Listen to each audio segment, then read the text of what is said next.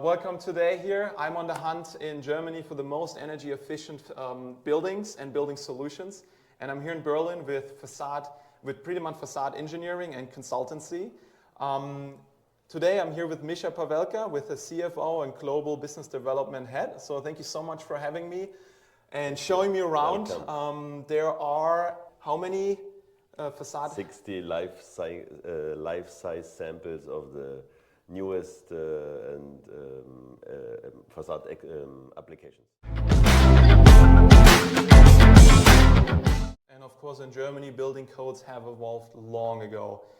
Energy in general is a lot more expensive. We have to build a lot more energy efficient. Now, the United States is catching up, though. There's a lot of codes changing. Yeah. You've heard of Local Law 97 requiring at some point 2037 80% energy reduction, baseline 2005. We've recently seen Massachusetts requiring passive house for multifamily larger 12,000 square foot.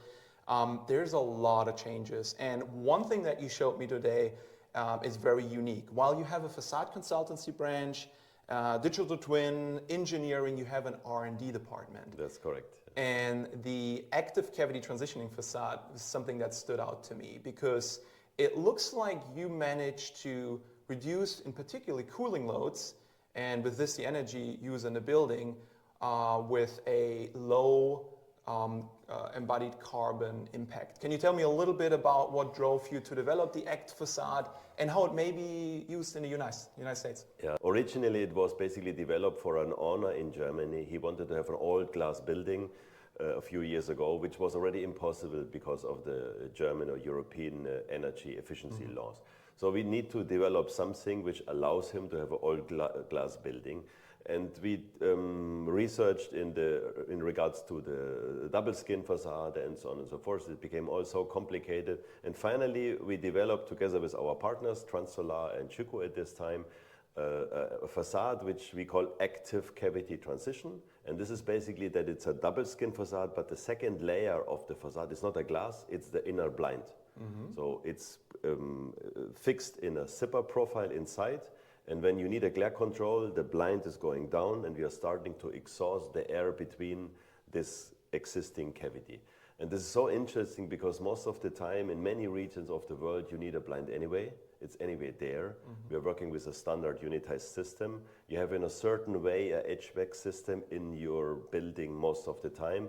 And all this combined in a very smart and intelligent way makes basically a double skin facade with very easy products, very easy materials, highly efficient. And this was developed for this headquarter building in Germany. We got the approval and finally it became the German lead DGNB standard Platinum, which with a high energy saving. And you've done more projects than the one now, or is there any development going on? We did more. The continental headquarter in Germany was also done with this, and now we developed it further to use it as a refurbishment tool on existing building. Very, very interesting for the currently change of the industry. Yeah, absolutely. In passive buildings, net zero energy buildings, any energy efficient building, cooling loads is a big issue, especially with high-rise buildings, unitized curtain walls, lots of high window-to-wall ratios. So I can see that cutting cooling loads is a big topic. And in the United States, we're used to having interior appliance, where most buildings in Europe have exterior appliance. Now, this concept would work really well, and it would be a low-impact refurbishment on existing buildings to cut cooling loads and help bring this building closer to current energy performances. And one of the first buildings we are doing this is in Germany, the Weser Tower. This is a project from Helmut Jahn, hardly 12 years old, with an external shading system, which is after 10 years not working anymore.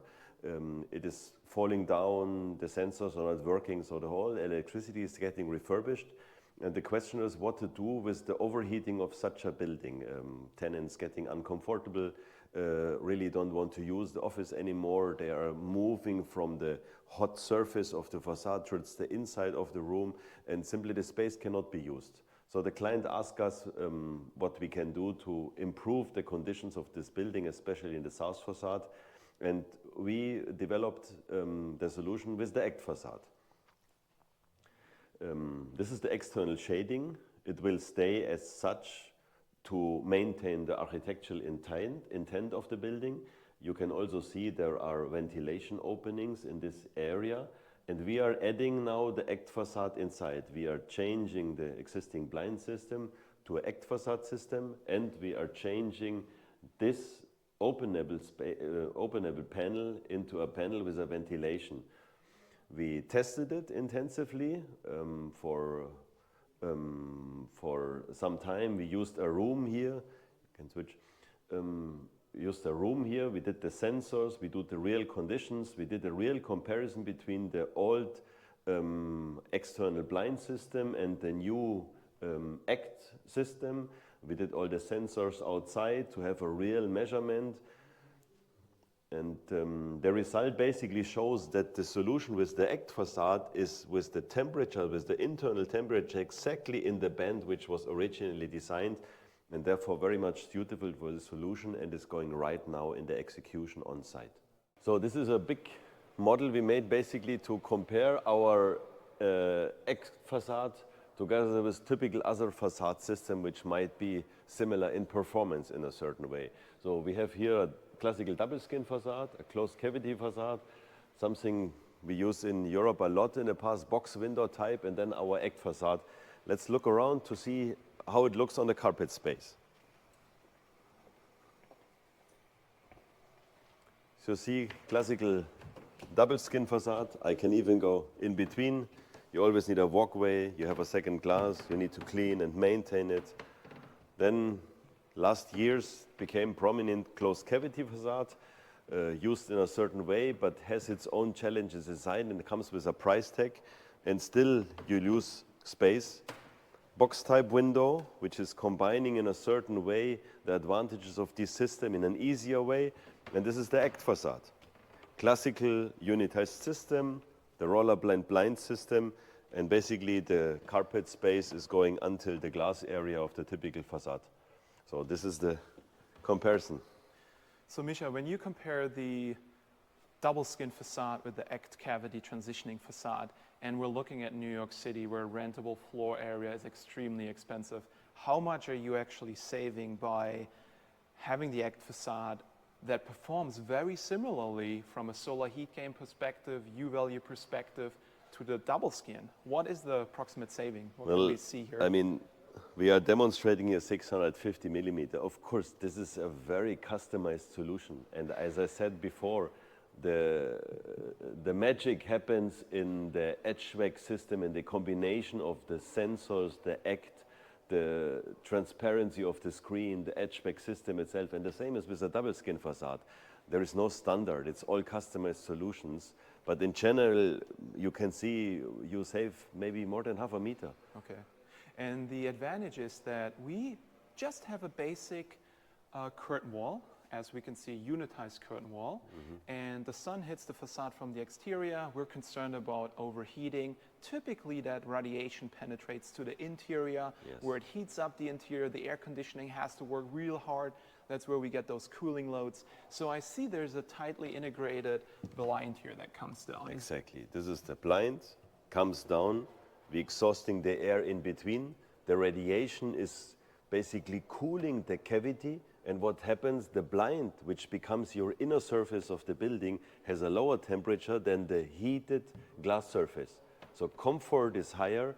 The difference might be between the glass surface and the blind 30 degrees or even more, and you're totally comfortable inside the space. This is the magic. So the heat is not penetrating to the interior. You're not having those crazy cooling loads. We're shaving cooling loads. This is something that we're particularly in passive building eager about. And then that air gets up to, I think you mentioned, about 90 to 100 Fahrenheit, and it may be exhausted locally, or it could be used in an energy recovery ventilator. Exhausted is possible, or you reuse it. This is the best use, basically. And you can use it, you can exhaust it upwards, you can also exhaust it downwards if you have your cooling system in the floor. Terrific. Thank you.